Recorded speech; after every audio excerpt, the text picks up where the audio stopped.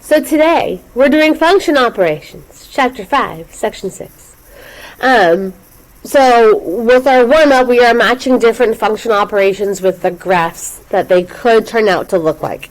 So if it is given that f of x is a quadratic function and g of x is a linear function, match each function with its graph.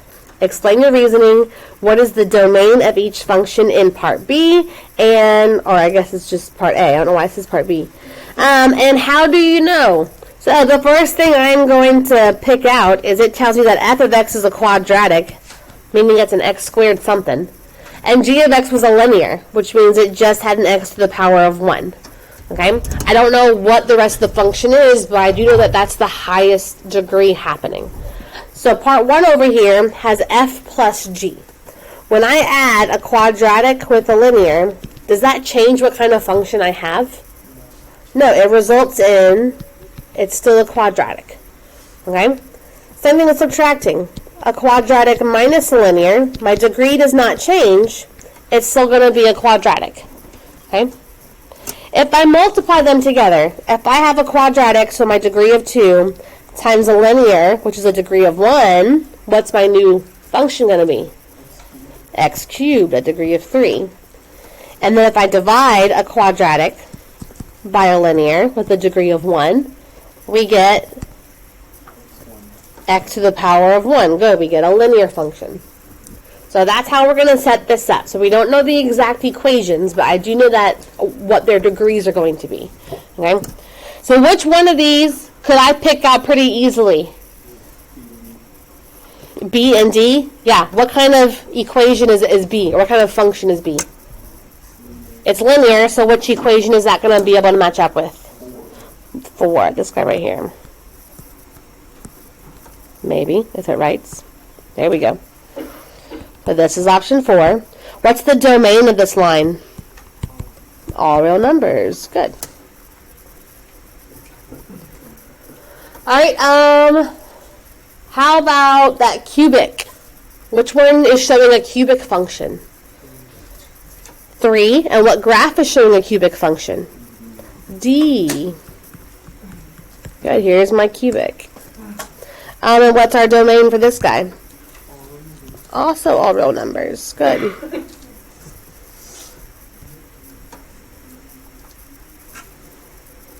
Alright. Now, 1 and 2 are both quadratics. A and C are both quadratics. Alright? To be able to specify which one goes where, you would need more information. Okay? So you can label 1 and 2 with A or C, and with the information given, that's both correct. Okay? So this is 1 or 2. This is 1 or 2. You need more information to be able to label exactly which one was which. Okay? So whether you said AC or CA, you're good. I'm going to do C/A, maybe. Come on. Let me write. There we go. A. So whichever one you wanted to put for those technically is correct. And what is the domains for both of my quadratics? All real numbers. Okay?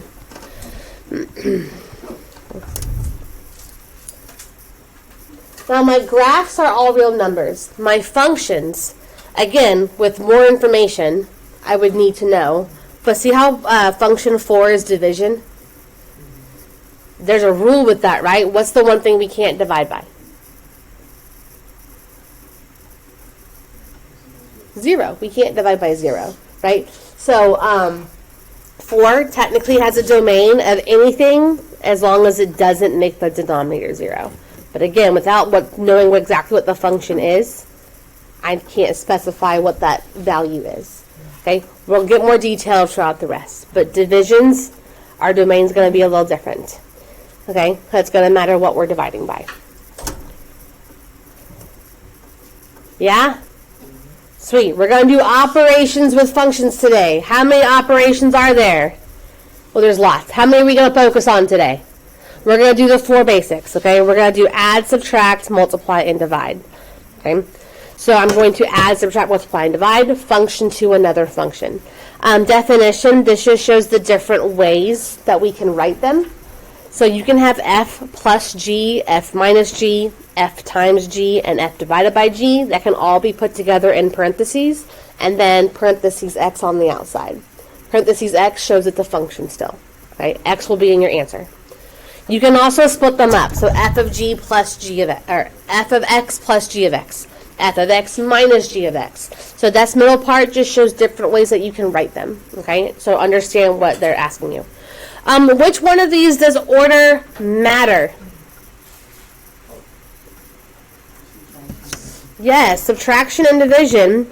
Order definitely matters. So if it says f minus g, or if it said g minus f, those would be two different problems. They're going to have two different outcomes. Okay, so make sure you follow the order that it's given to you. It won't always be f and then g. Today it is, Friday it's not. Okay, we're going to switch things up. Okay. And then you would actually multiply, add, whatever it says. So now that I have actual functions that I'm looking at, my top three, all of their domains are all real numbers. They're fine. The first two are lines. The third one is a quadratic. Those all have a domain of all real numbers. But look at this last one. What's the only x value that I could not use? I couldn't use -2. Okay, so the domain for this guy, we would say it's all of my x's, but x cannot equal -2. So that's how we're going to write domains when it comes to our division problems. Okay, something, because that would make our denominator 0, and we cannot divide by 0. It would be -10 divided by 0. Doesn't exist. Okay, all my other ones, though, are all real numbers. All right. Ready to do one of each? Okay, let's do it. I'm going to get real color happy, so bear with me. So our first one is adding. Let f of x equal 4 times 2 to the power of x, and g of x is going to equal -3 times 2 to the power of x. Find f plus g of x, is how you say that math out loud, f plus g of x, and state the domain. So there's two things that we're going to do. And then, my third thing, we're going to evaluate. Okay? So, let's put them together first. We are doing, f plus g. So I can write it like this. F of x, which is this, plus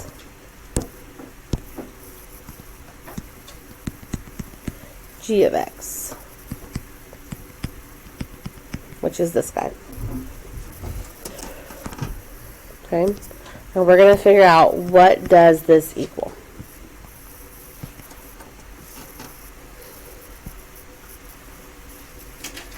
Okay, so the idea behind it is pretty elementary, but the functions we're working with, they're the algebra 2 right there. Okay. What do you notice about my functions? They have the same thing in the parentheses. They're multiplying by 2 to the power of x, right? So we can actually undo some distribution going on here. Do we agree that I could factor out 2 of x from both pieces? Move that up front, and then I'm left with 4 minus 3. Is that okay? What is 4 minus 3? Uno. So what's it going to be? 2 to the power of x. Like that.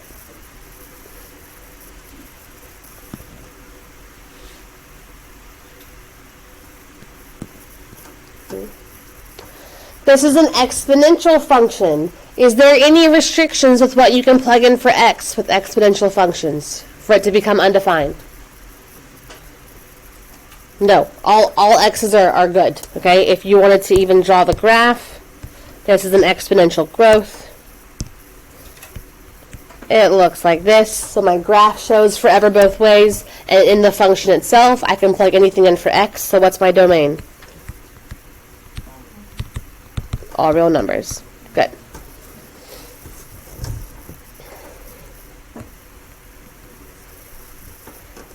All right. Next, it wants me to evaluate. So look right here. I had f plus g of x, and then it becomes f plus g of 4. So what does it want me to evaluate? Plug in what? plug in 4 for all of my x's. Okay?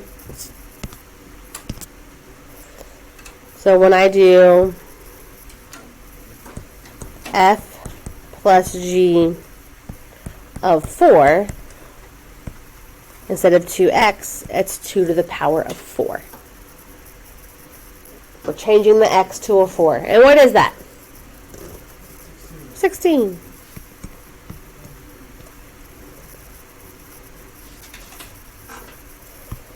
So f plus g of 4 equals 16. That's your evaluation. So if it's boxed or circled, that's how you write your answer. Everything else is like showing your work on how you got there.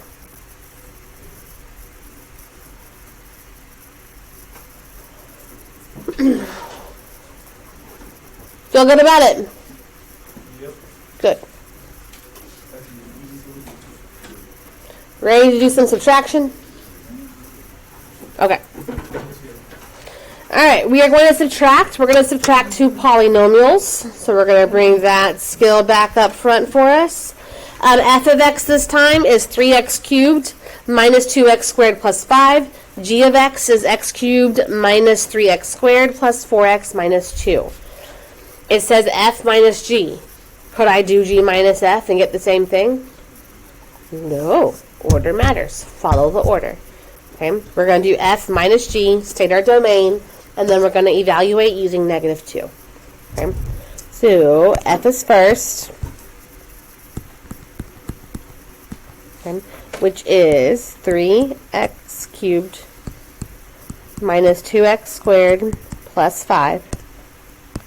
We're doing this entire function, come on, there we go, minus our function of g, which is x cubed minus 3x squared plus 4x minus 2.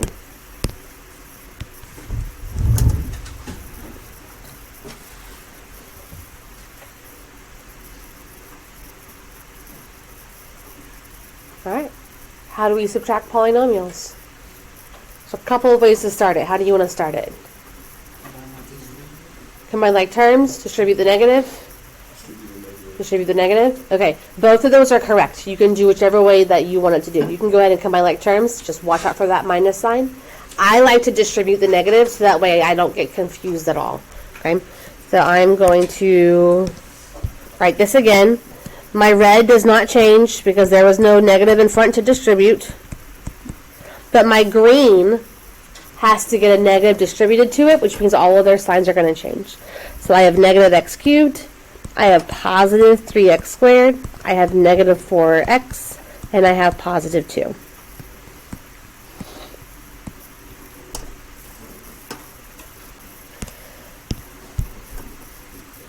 All right, let's combine like terms, and let's start with the highest degree. I have 3x cubed and negative x cubed. What does that give me? 2x cubed. There we go. Then I have negative 2x squared and positive 3x squared, so that gives me 1x squared, or just x squared. Good. I only see a negative 4x, so she gets dropped down.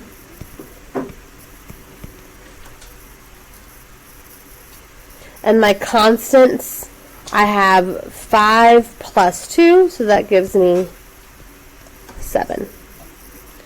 So this is our evaluation of f minus g.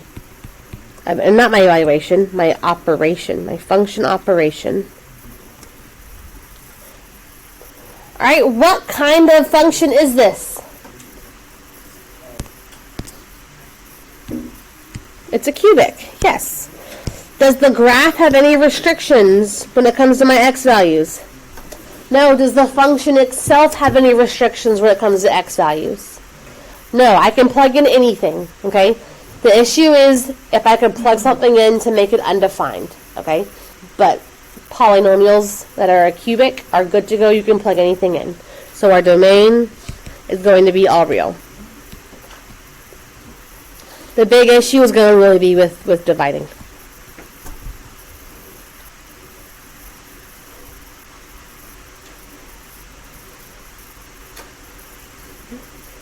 Ready to evaluate? So what does it want me to do? Plug in -2. When I evaluate, I write my function out, and wherever I see an x, I stop and put parentheses. This is just the Douglas thing. It keeps me organized, and I know exactly where I have to plug in what I need to plug in. Okay?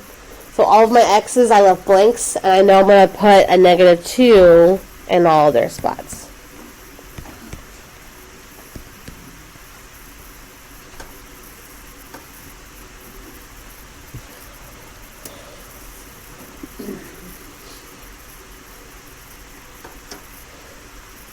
So this is our evaluation part. So we've taken f minus g, but instead of an x, we've put -2 in their spots. All right. You have things called calculators that, yes, you are allowed to use. You don't have to solve this by hand. You can type in that purple in your calculator exactly as you see it, parentheses and all. What is that? -8 times 2, -2 squared, -4 and -2, and 7. Double check me. I'm pretty sure it's 3. Yes?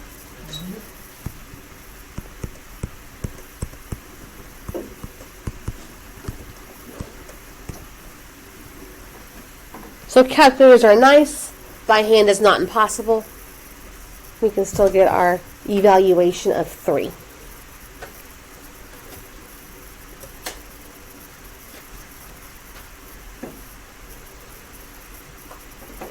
Means on the graph, the point -2, 3 is on it. Yeah. Right? We plugged in an x, we got out a y. You found a point that's on that cubic graph. Tomorrow, what we're doing tomorrow, see how it says composition of functions? Instead of plugging in numbers for x, you change x to a whole other function. So you replace it with like x squared minus 4 or x cubed plus 2x minus 6. That gets replaced into the x. So it's definitely a step up, but we're getting the idea of evaluations today. Ready to multiply? Yeah, you are. Let's go. Let's go to the back. Time to multiply. Here we go. F of x is x squared, and g of x is x minus 4. Find f times g of x and state the domain. Then evaluate f times g of 3. Does order matter when we multiply? No. So you can put them in an order that makes sense to you. So x squared times x minus 4. F of g of x is going to be x squared times x minus 4. If you really wanted to put x minus 4 times x squared, that would be fine. Usually we put like the smallest piece first.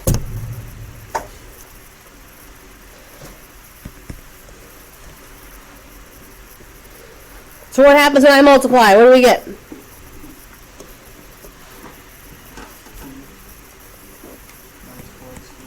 X cubed minus 4x squared. Good.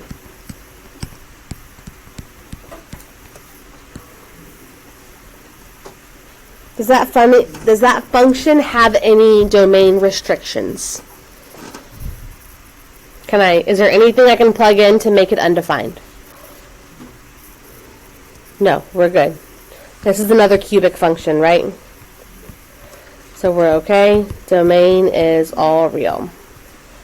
Again, if there's no fractions or division going on, you're typically going to stay in the all real area. All right, now we're going to evaluate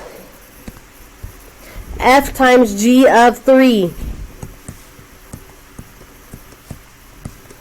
I'm going to not do it, and you are. Ready, set, go.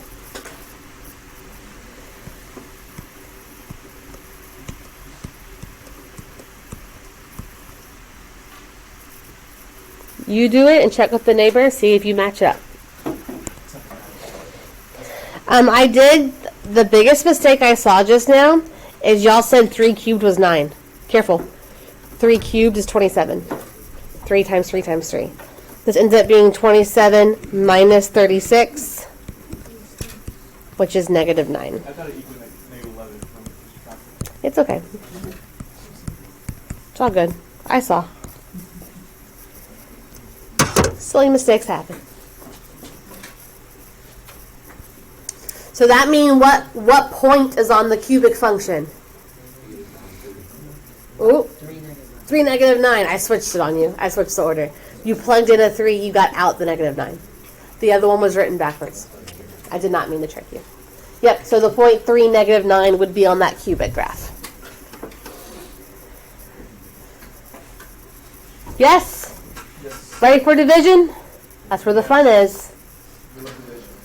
Yes, so our domain is going to be different now. We are dividing, we're going to set up a fraction, and we know that in fractions we cannot divide by 0.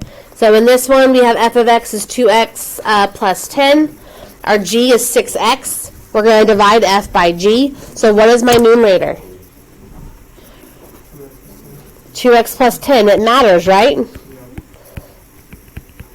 It matters. You have to put the f in your numerator. So my numerator is 2x plus 10. And what's our denominator? 6x.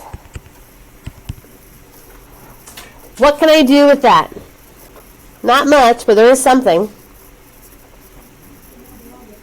We can divide it all by 2. We can simplify. Good. So if I divide the entire thing by 2, we get what? X plus 5 divided by 3x.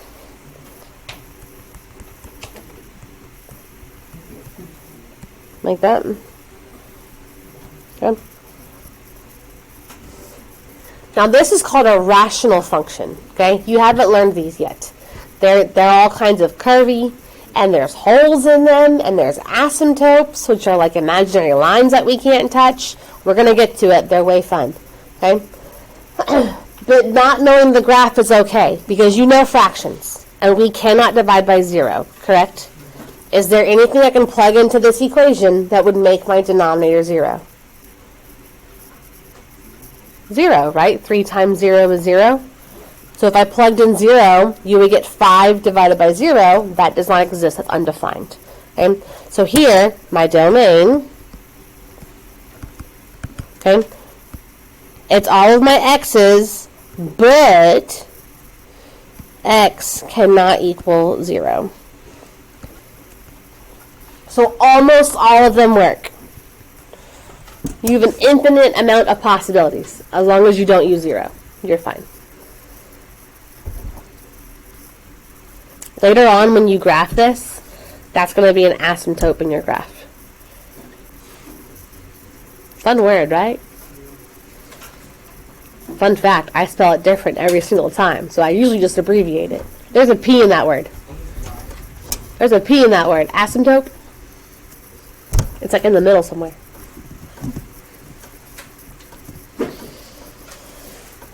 Alright, ready for real world? Yes, we've done one of each. And our real world problem. Oh, we have to wait. I am not done. We did not evaluate for 16. Thank you. Alright. F divided by G of 16. Tell me how to write this. How am I going to set it up?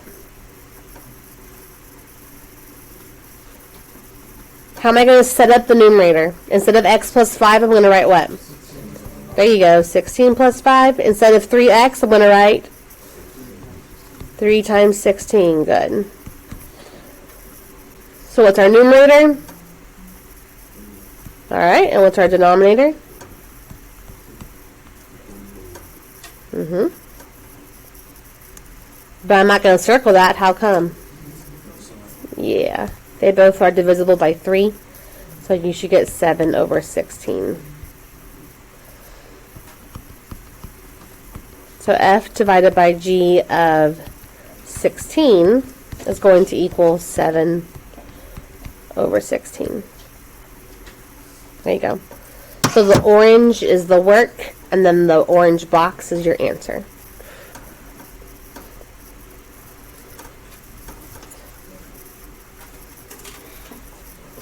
Okay, now it's word problem time, which is the best.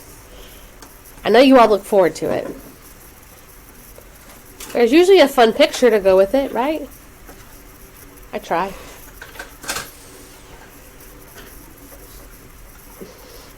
Alright, the number of active annual memberships at a gym X years after it opens is represented by N of X equals X squared plus 17X plus 16. The cost in dollars of an annual membership in year X is represented by C of X equals 3X plus 34. Okay. Find in C of X. What operation does it want me to do? It wants me to multiply. Does order matter? No. So you can set up however you want to. N is a trinomial. C is a binomial. So if you want to put the binomial first, you can. But you are multiplying them. I'm going to pause and you're going to do it. Ready, set, go. When you are ready to check, you can look at the TV.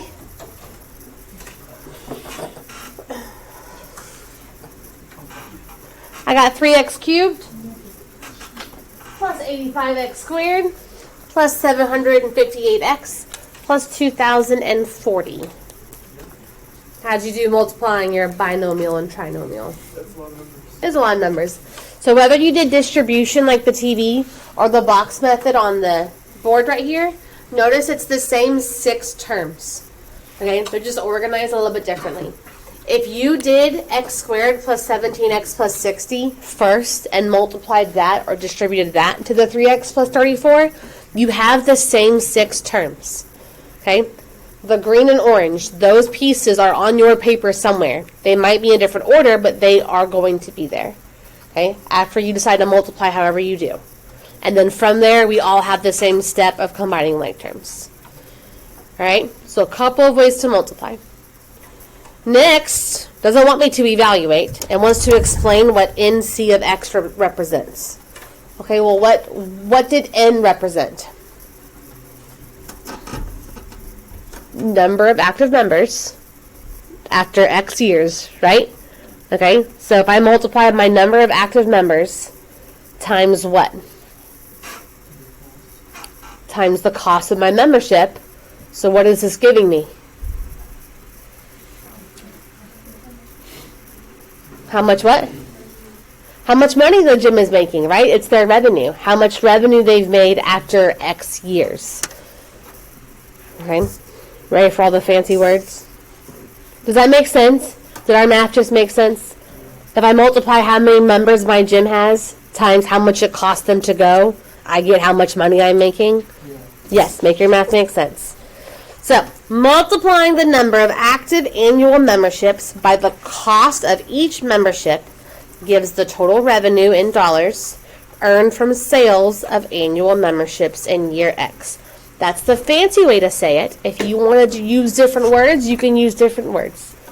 Okay? Because we kind of talked about it out loud. If I multiply how many members I have times how much the membership is, I'm going to get how much total revenue the gym is earning and however many years since it opened. So if I was the owner and I wanted to know, how much revenue did I make the 3rd year after we opened? I could plug in 3 for X, right, and get my revenue. Or if I wanted to predict maybe a future trend. Hey, if we stay open for 10 years and we continue doing well, how much revenue could we be making in year 10? Does that make sense? So business models do use these. They probably don't calculate them by hand, but they do use trends and algorithms to be able to predict their future.